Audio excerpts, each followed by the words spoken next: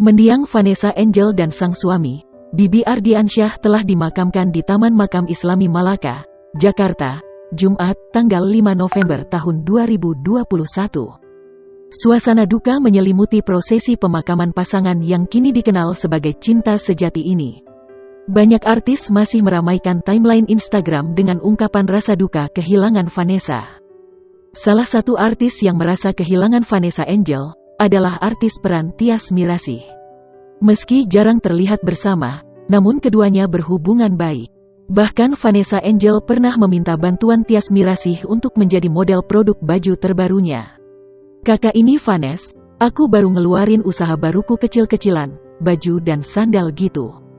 Aku perlu model yang cantik dan badannya bagus kayak kakak untuk photoshoot, boleh minta ratenya kak?" tulis Vanessa Angel dalam pesan WhatsApp-nya untuk Tyas Mirasih.